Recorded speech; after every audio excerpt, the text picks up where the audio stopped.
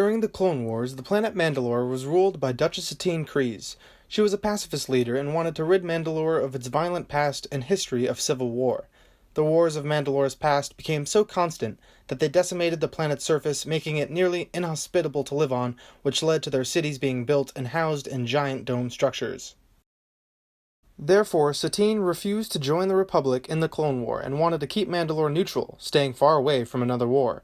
Duchess Satine had a sister named Bo-Katan. Unlike her sister, during the beginning of the Clone War, Bo-Katan was a part of the Mandalorian terrorist organization known as the Death Watch, which was led by Pre Vizsla. Bo-Katan was close friends with Pre Vizsla, as she acted like his second-in-command.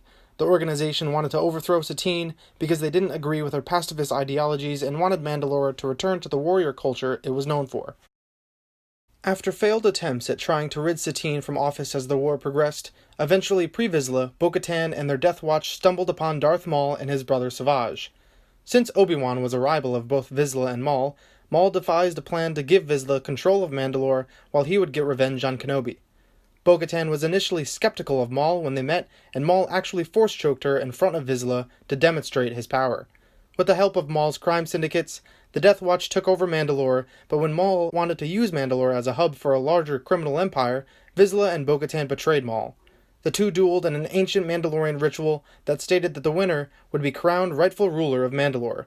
Maul ended up beheading Vizsla with his own darksaber, and that shocked and angered Bo-Katan. Bo refused to accept an outsider as the ruler of Mandalore, so she split off with other loyalists and began to fight Mandalorians who joined Maul's new rule, creating yet another Mandalorian civil war. Maul ended up luring Kenobi to Mandalore by imprisoning Satine, and then he killed her with the darksaber. Even though Bo-Katan was a Death Watch member and fought the Jedi on many occasions, after Maul's takeover, Vizsla's death, and her sister's death, she disbanded the Death Watch and created the Night Owls. These were her loyalists that fought to try to reclaim Mandalore from Maul's new rule. At the very end of the war, Bo-Katan asked Ahsoka Tano, who she had fought earlier in the war, to assist in retaking Mandalore from Maul. The mission was successful, and Ahsoka left the planet with a captured Maul, and Bo-Katan was left in charge of her people. Unfortunately, that did not last, because shortly thereafter the Republic became the Empire, and the Empire became the new rulers of Mandalore.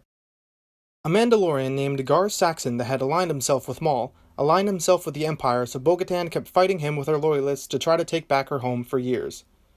About 18 years later, a Mandalorian named Sabine Wren, who had found the darksaber in Maul's cave on Dathomir, traveled to Mandalore to free her father from the Empire.